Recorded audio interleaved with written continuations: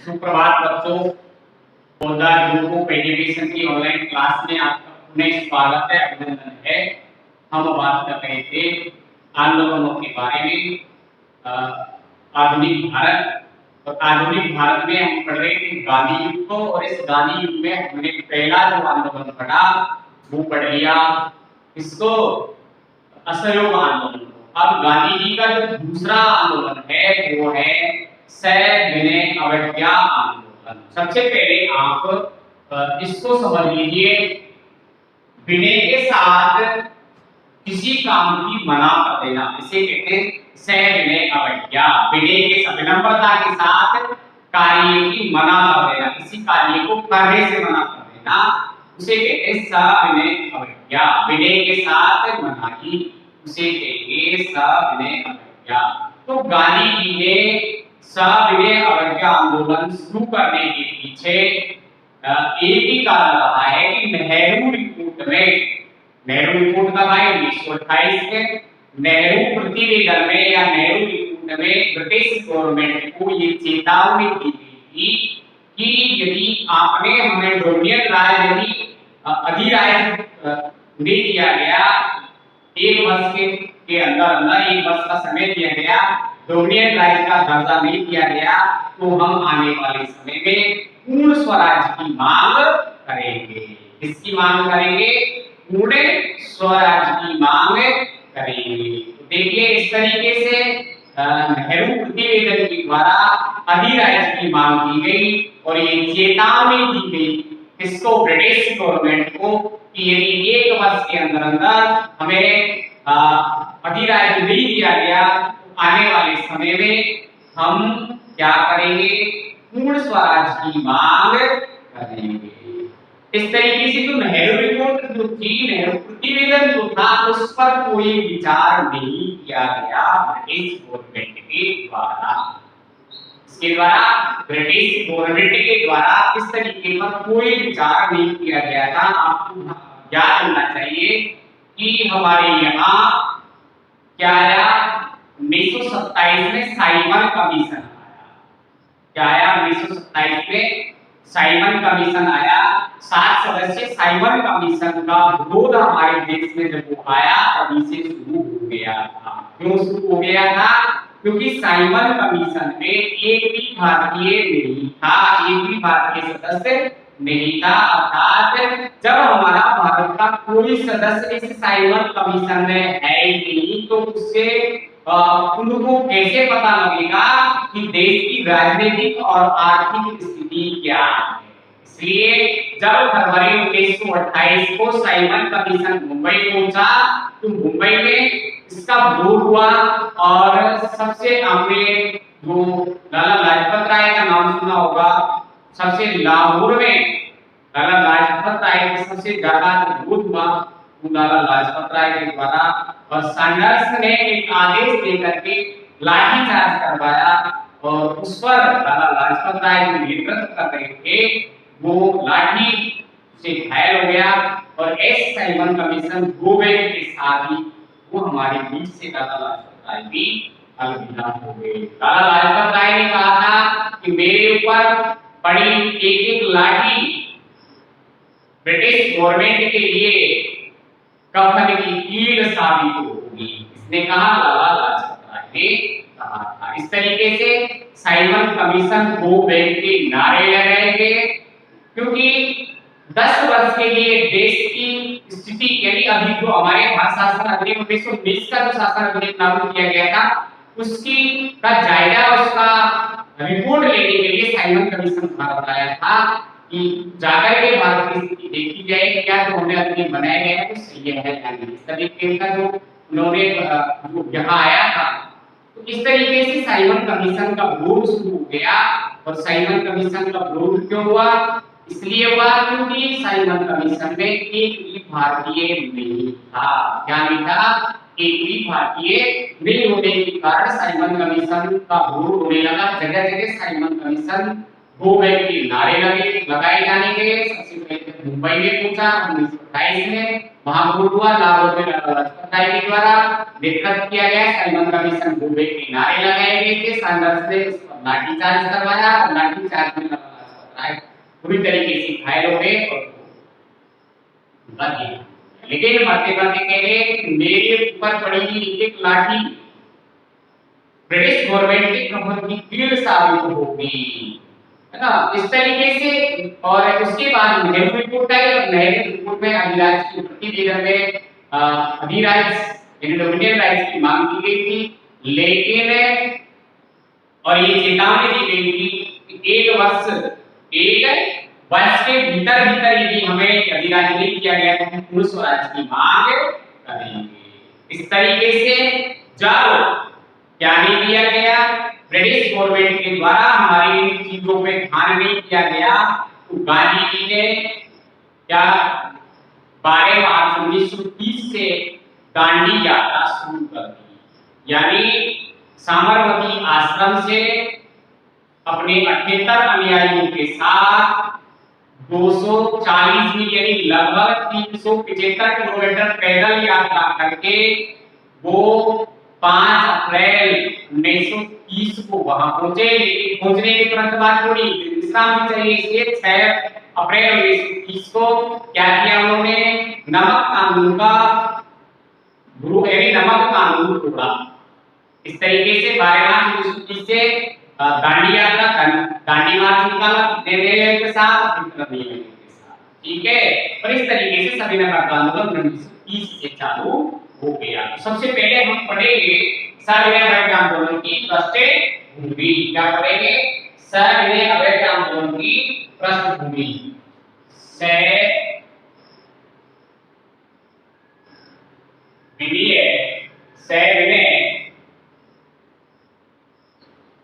सविनय अवज्ञा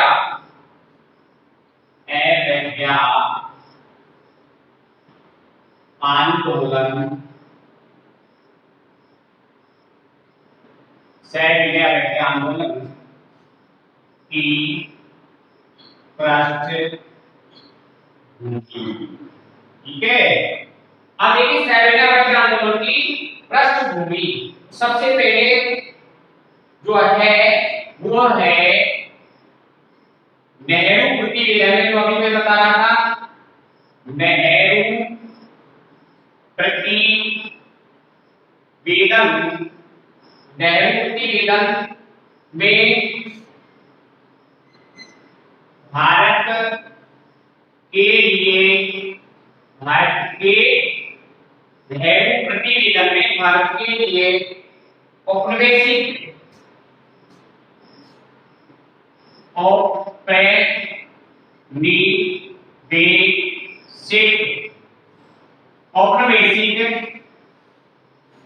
औपनिवेशिक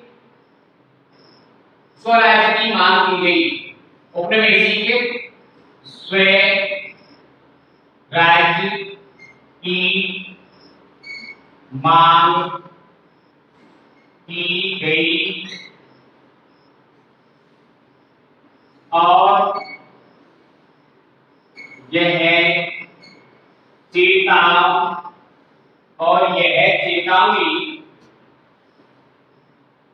और यह चेतावनी दी गई। क्या चेतावनी दी गई? कि यदि एक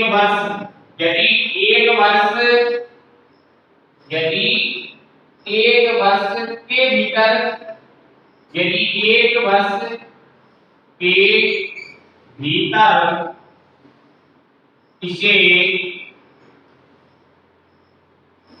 भीतर इसे स्वीकार नहीं किया गया तो इसे स्वीकार नहीं किया गया तो आंदोलन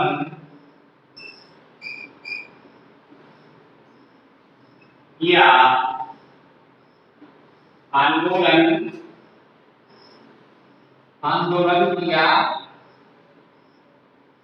जाएगा, आंदोलन किया जाएगा पूर्ण स्वराज के लिए, पूर्ण स्वराज के लिए। ये चेतावनी दी गई थी, पूर्ण स्वराज, पूर्ण स्वराज के लिए, पूर्ण स्वराज। सभ्यता आंदोलन की पृष्ठभूमि में हम देख रहे हैं कि सबसे पहले नेहरू प्रतिवेदन में भारत के औपनिवेशिक स्वराज की मांग की गई थी, औपनिवेशिक स्वराज की मांग की गई थी, डोमिनियन स्वराज की मांग की गई थी, और ये चेतावनी ब्रिटिश गवर्नमेंट को दी गई थी यदि एक वर्ष के अंदर अंदर इसे स्वीकार नहीं किया गया तो हम पूर्ण स्वराज के लिए आंदोलन करेंगे। पहला जो निकल कर के आया कारण ये। दूसरा जो था वो आता है दिसंबर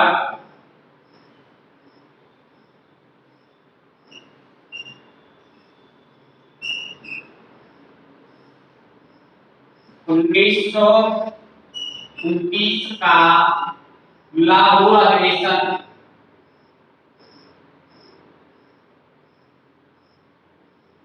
दिसंबर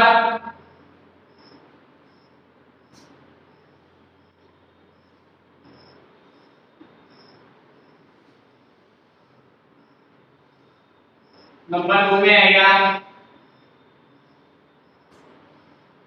दिसंबर 1929 को पंडित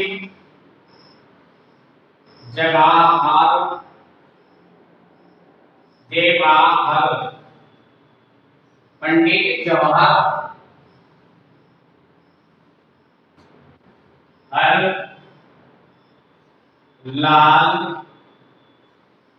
नेहरू, दिसंबर 1929 पंडित जवाहरलाल नेहरू की अध्यक्षता में लाहौर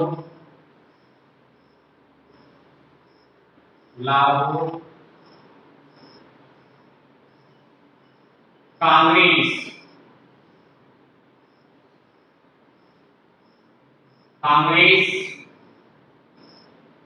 अधिवेशन में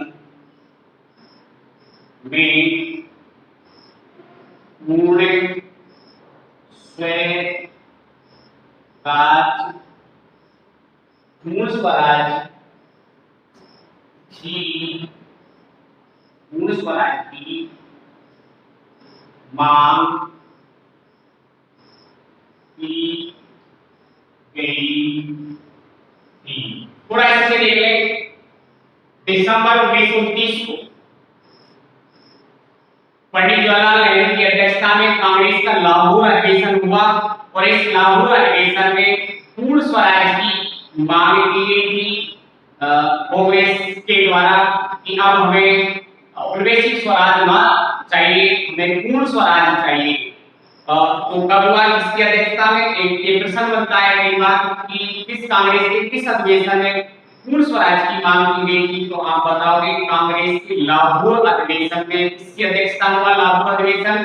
पंडित जवाहरलाल नेहरू की अध्यक्षता में लाहौर अधिवेशन हुआ और लाहौर अधिवेशन में पूर्ण स्वराज की मांग की गई। पहली बार पूर्ण स्वराज की मांग लाहौर अधिवेशन के द्वारा की गई थी। ध्यान रहे 31 दिसंबर की मध्य रात्रि को रावी नदी के तट पर वंदे वंदे मातरम और इनकलाब जिंदाबाद के नारे लगाते हुए राष्ट्रीय तिरंगा फहराया गया और पूर्ण स्वराज की मांग की गई थी। लाहौर अधिवेशन जो एक अहम निर्णायक भूमिका निभाता है, निर्णायक आंदोलन था जिसमें पूर्ण स्वराज की मांग की गई थी। 31 दिसंबर की मध्य रात्रि को रावी नदी के तट पर पंडित जवाहरलाल नेहरू ने क्या फहराया? राष्ट्रीय तिरंगा फहराया और पूर्ण स्वराज की मांग की गई थी। और ये निर्णय लिया गया था कि 26 जनवरी 1930 को 26 जनवरी 1930 को स्वतंत्रता दिवस के रूप में मनाया जाएगा। पूरे देश में 26 जनवरी 1930 यानी 26 जनवरी 1930 में क्या मनाया जाएगा, स्वतंत्रता दिवस के रूप में मनाया जाएगा। इसलिए अब वर्तमान देखिए क्या रहा है कि उस 26 जनवरी को यादगार दिन मनाने के लिए हमारे संविधान को 26 जनवरी 1950 को लागू किया और वो 26 जनवरी को रिपब्लिक डे के रूप में मनाते हैं। किसको लागू अधिवेशन में की गई घोषणा को यादगार ऐतिहासिक दिन बनाने के लिए 26 जनवरी को रिपब्लिक डे मनाया जाता है। ध्यान रहे इसके पूर्ण स्वराज की मांग किस अधिवेशन में की गई थी, लाहौर अधिवेशन में की गई थी। इस अधिवेशन में की गई थी, लाहौर अधिवेशन में की गई थी पूर्ण स्वराज की मांग। इसकी अध्यक्षता में पंडित जवाहरलाल नेहरू की अध्यक्षता में किस नदी के तट पर तिरंगा फहराया गया, रावी नदी के तट पर 31 दिसंबर की मध्य रात्रि को। ठीक है भाई, तिरंगा किसने पहनाया, पंडित जवाहरलाल नेहरू ने पहनाया। ये दूसरा हुआ। अगला जो आता है वो आता है कांग्रेस ने आह्वान किया कि 26 जनवरी को स्वतंत्रता दिवस के रूप में मनाया जाएगा। तीसरा है कांग्रेस ने ये घोषणा की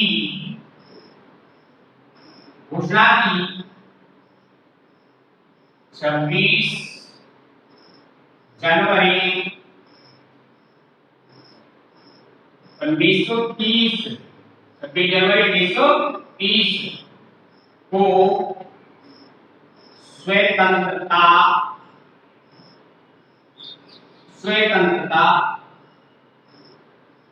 दिवस के रूप में मनाया जाएगा। ठीक है, 26 जनवरी 1930 को स्वतंत्रता दिवस के रूप में मनाया जाएगा। कांग्रेस ने घोषणा की या आह्वान किया, सब लोगों से घोषणा या आह्वान किया। ठीक है,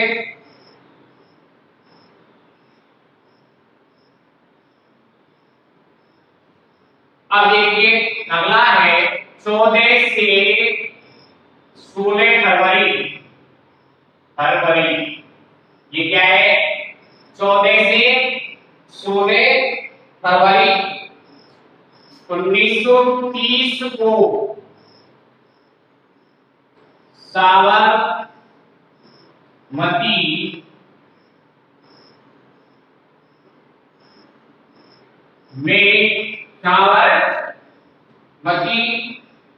में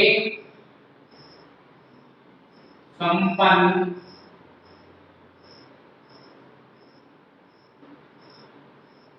हुई कांग्रेस की बैठक में गांधी जी को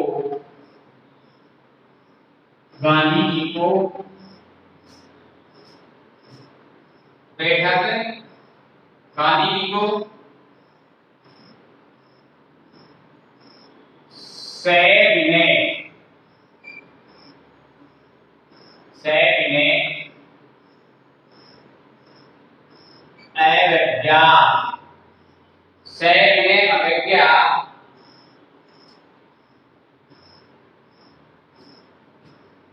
आंदोलन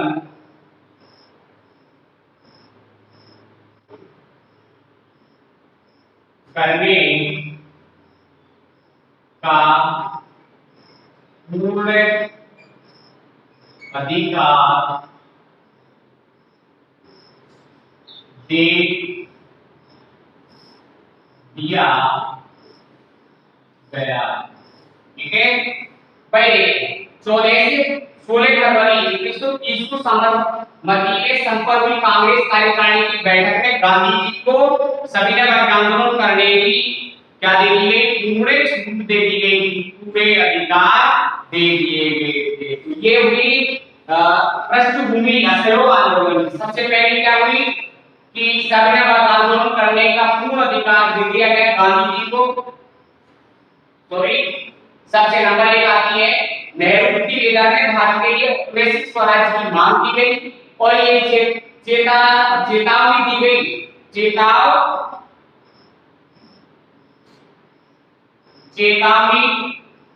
दी गई कि यदि 1 वर्ष के भीतर इसे स्वीकार नहीं किया गया तो आंदोलन किया जाएगा पूर्ण स्वराज के लिए।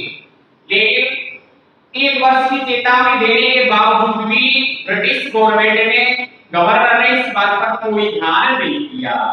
ठीक है, 1 वर्ष की चेतावनी के बावजूद भी गवर्नर, जो ब्रिटिश गवर्नमेंट का जो गवर्नर, भारतीय गवर्नर था, उसने इस तरीके की जो नेहरू की निवेदन में कहा गया था उसकी ओर कोई ध्यान नहीं दिया गया। क्या वैश्विक स्वराज की मांग की गई। ठीक है, और जो दूसरा है दिसंबर 1929 को पंडित जवाहरलाल नेहरू की अध्यक्षता में लाहौर कांग्रेस अधिवेशन में पूर्ण स्वराज की मांग की गई। पहले चेतावनी दे दी गई कि कब तो हम वैश्विक स्वराज मांग रहे हैं, लेकिन आने वाले समय में हम क्या मांगेंगे, पूर्ण स्वराज मांगेंगे। और पंडित जवाहरलाल नेहरू की अध्यक्षता में पूर्ण स्वराज की लाहौर अधिवेशन में पूर्ण स्वराज की मांग की गई। ठीक है, अगला आता है कांग्रेस ने घोषणा की 26 जनवरी 1930 को स्वतंत्रता दिवस के रूप में मनाया जाएगा पूरे देश में। 26 जनवरी को, अब देखिए मैंने आपको बताया 31 दिसंबर 1929 को रावी नदी के तट पर मध्य रात्रि को राष्ट्रीय तिरंगा फहराया गया था नेहरू जी के द्वारा और ये घोषणा की गई थी कि आने वाले 1930 में हम 26 जनवरी को पूरे भारत में स्वतंत्रता दिवस के रूप में 26 जनवरी को मनाएंगे। ठीक है, दो प्रश्न निकल करके आते हैं कि 26 जनवरी को देश का संविधान लागू किया गया था। तो ध्यान रहे ये ऐतिहासिक दिन को यादगार बनाने के लिए हमारे भारतीय राजनेताओं ने भारतीय संविधान को 26 जनवरी 1950 को लागू किया। ठीक है भाई, अगला जो आता है 14 से 16 फरवरी के बीच में क्या हुई, 1930 को साबरमती में संपन्न हुई कांग्रेस की कार्यकारिणी की बैठक थी। उसमें सविनय अवज्ञा आंदोलन चलाने का पूर्ण अधिकार दे दिया गया था गांधी जी को। क्या दे दिया गया था, गांधी जी। ठीक है, इस तरीके से ये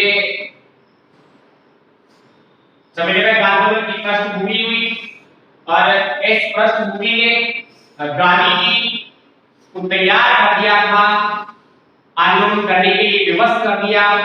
जब उन्हें वैश्विक स्वराज की ढूंढने की मांग की तो उन्होंने जब ध्यान नहीं दिया गया तो गांधी जी ने 1930 में दांडी मार्च के द्वारा सविनय अवज्ञा आंदोलन की शुरुआत की। 12 मार्च 1930 को साबरमती तट से चलकर गांव पहुंचे, अपने अधिकतर अनुयायियों के साथ 240 किलोमीटर पैदल चले। लगभग 375 किलोमीटर पैदल चलने के बाद 6 अप्रैल को गांधी जी ने नमक कानून का उल्लंघन किया। किसका, कौन से कानून का, नमक कानून का उल्लंघन किया था। नमक कानून का उल्लंघन किया था। इस तरीके से ये हुई सविनय आंदोलन की, सविनय अवज्ञा आंदोलन की पृष्ठभूमि। तो जुड़े रहिए हमारे पोद्दार ग्रुप ऑफ एजुकेशन के यूट्यूब चैनल से। धन्यवाद।